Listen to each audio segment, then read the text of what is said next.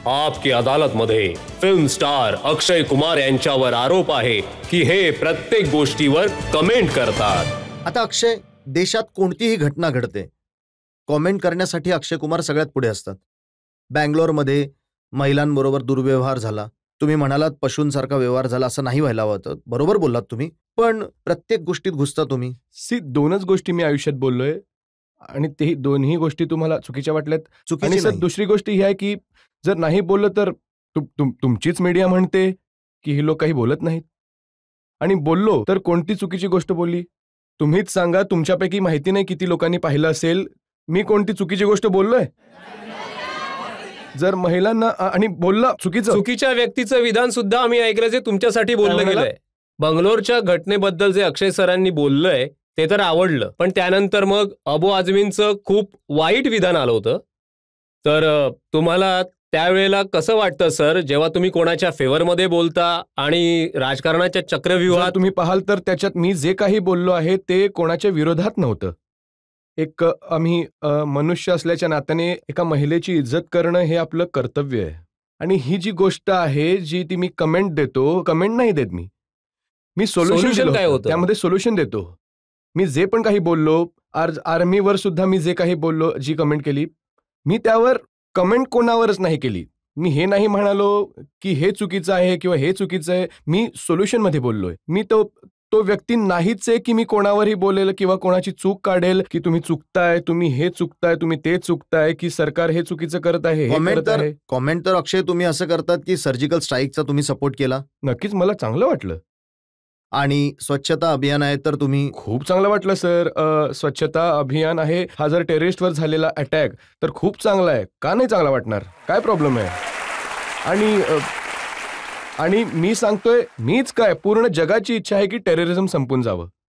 यात काही चुकीची गोष्ट नाहीये. यात काही चुकीची गोष्ट नाहीये. आणि जसं मी परत सांगतोय की कमेंट नाही करत मी हे म्हणालो की सोल्युशन काय आहे.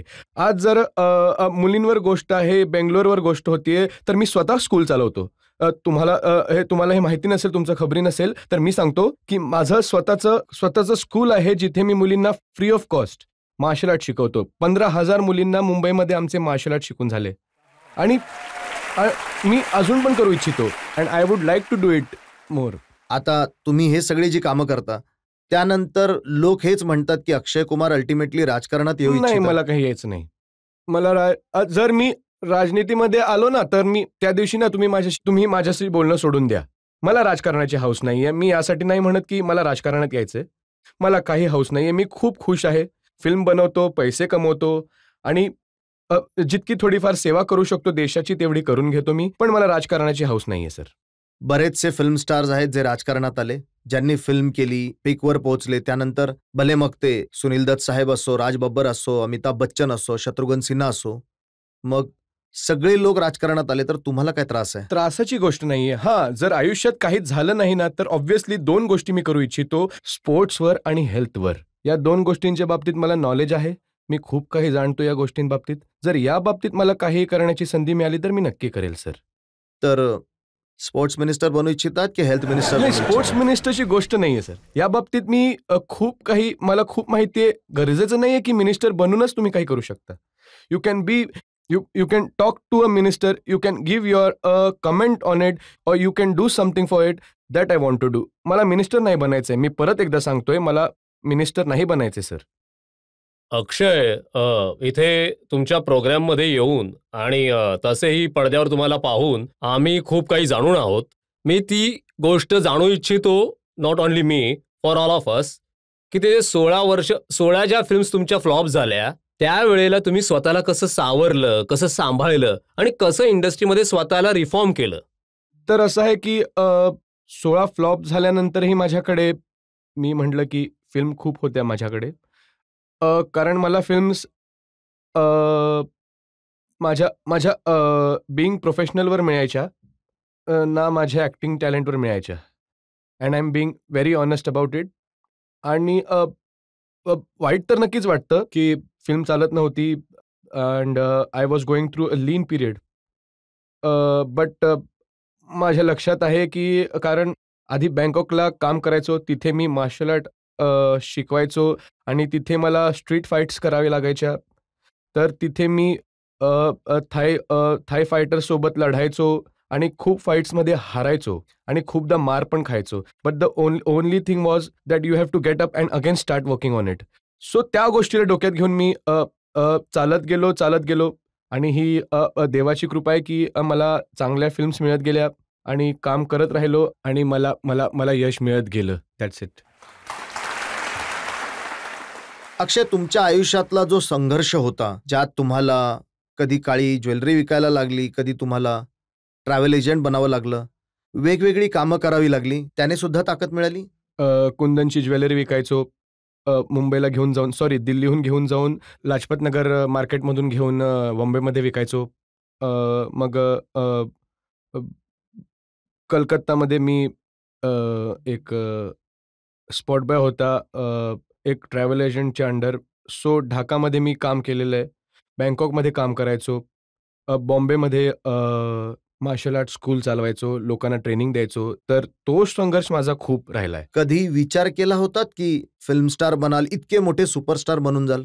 नाही, कधीच विचार केला नव्हता सर. हा कधीच विचार नव्हता केला. बस एकदा लक्षात आहे मला, रागामध्ये मी माझ्या वडिलांनी कानाखाली मारली होती आणि ते म्हणाले होते की का बरं मी अभ्यासात चांगला नाहीये. बेटा, अभ्यास केला नाहीस तर तू काय करणार आयुष्यात, काय बनायचंय तुला. तेव्हा तोंडातून निघून गेलं होतं की हिरो बनेन मी. तसा कधी विचार नव्हता केला.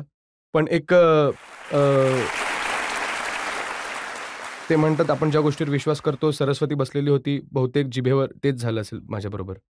आणि हेही मला कळलंय की ज्या भिंतीच्या समोर उभा राहून तुम्ही पहिल्यांदा फोटोशूट करून घेतलं होतं, आता त्या भिंतीच्या मागचं घर तुम्ही विकत घेतलंय. हो, ते ऍक्च्युली मी फोटोशूट आतमध्ये करू इच्छितो, पण पहारेकऱ्याला ऑब्व्हियसली सांगितलं होतं की कोणाला आत येऊ द्यायचं नाही आणि तो आपल्या ठिकाणी बरोबर होता.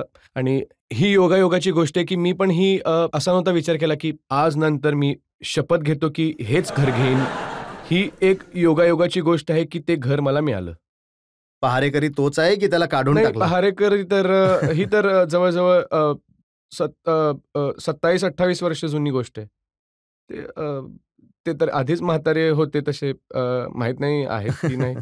मग बरेच असे योगायोग झालेत. मग हाही एक योगायोग होता की राजेश खन्नाकडे तुम्ही काम मागायला गेला होता हो, मागायला गेलो होतो आणि ते तुम्हाला न भेटताच निघून गेले? नाही, मुळीच नाही. ते नक्कीच भेटले होते.